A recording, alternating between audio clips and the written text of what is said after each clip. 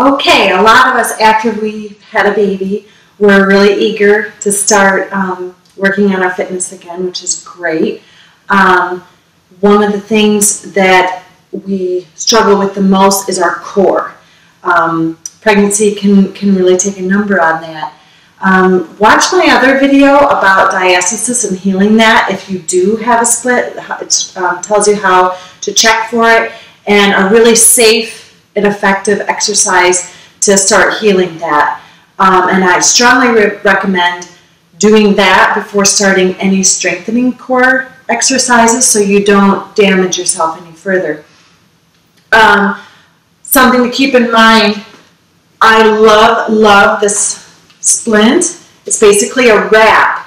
I got it off the Tupler Technique website, and it's a little pricey, but it's really worth it. It is not something that just pushes in your gut. I mean, no, this is designed to pull your muscles together so that they can heal and knit back together and close that gap. So whenever I exercise, I wear this, even now.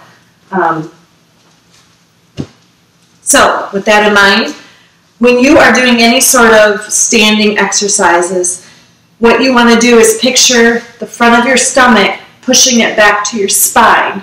So every time you lift, you are picturing lifting your hips and pushing down your shoulders, your chest. So it's basically a squeezing every time you lift. If you're just doing this, you're not going to strengthen your ab muscles. So you first need to engage them. So you think about them, you hold them in, and then as you do any sort of lifting your leg, especially when you add the arms, pushing your front of your belly back to your spine and your chest to your hips as you're raising your hips and squeezing each time. That will make it very effective in a safe way. Crunches that you do laying down tend to cause the bulge and the gap that is really unsafe for postpartum moms or anyone healing from diastasis. So, okay, maybe eventually I'll do all of these as a workout video that you could do along with me. But for now, I'll just show you the exercises and you can kind of do them on your own. So the first one would be just kind of an alternating knee as you get used to the motion where you're getting accustomed to engaging the muscles properly. So you raise your arms and just lift your knee. And each time you do that, squeeze, squeeze. So you're lifting your hips and squeezing the front of your stomach back to your spine. When you do this for 30 seconds to a minute, you're going to feel it. The second thing would be, once you start doing that for a while, is then go off to the side to get these side muscles. Once again, the best way is to start with wearing a wrap while you do this to make sure you don't do any damage here. But once you've gotten these down, then you can start going to the side. And you're not so much just leaning over, but when you lift, you're squeezing right here. So these muscles, you'll start feeling it. If you don't feel it today, you'll feel it tomorrow. And then again, the other side. And you're squeezing, squeezing, lifting the leg up to the chest to create this squeeze right here is what you want to concentrate on. So once you get going doing those, you can also just keep your leg up instead of coming down. And this just does even more of a workout there with just pulsing it. And then, of course, the other side. And that really engages it. The next would be to do it opposite arm, opposite leg.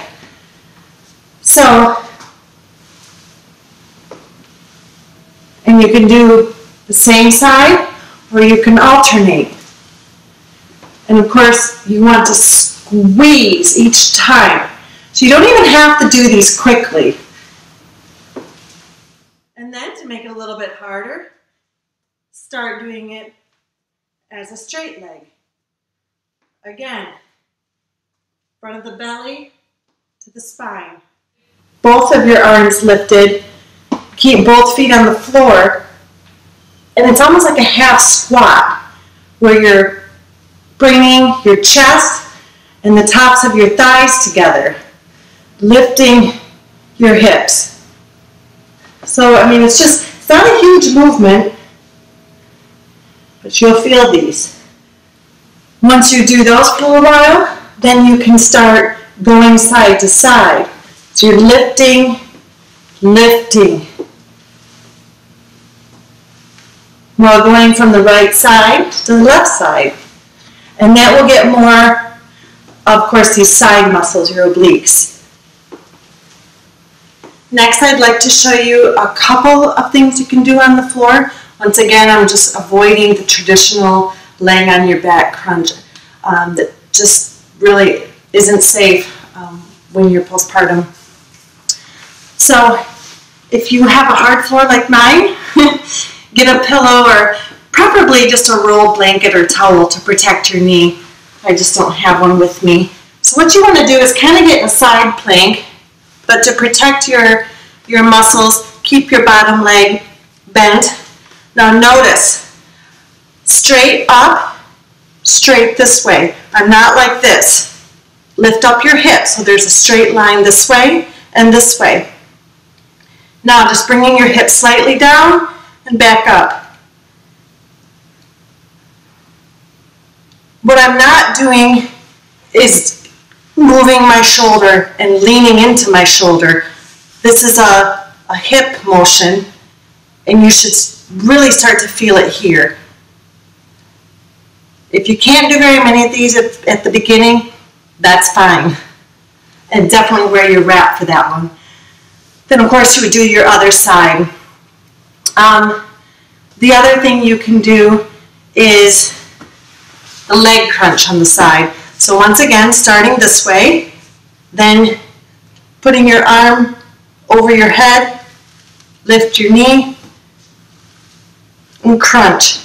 Keeping your hips in the same, you're not moving back like this. You're crunching your abs. And then once again, you would do it on the other side. I hope you found that helpful and you can start that strengthening of your core. If you have any questions, you can just comment, send me an email, and please subscribe. I hope to have an actual workout video where we can do all of the moves together.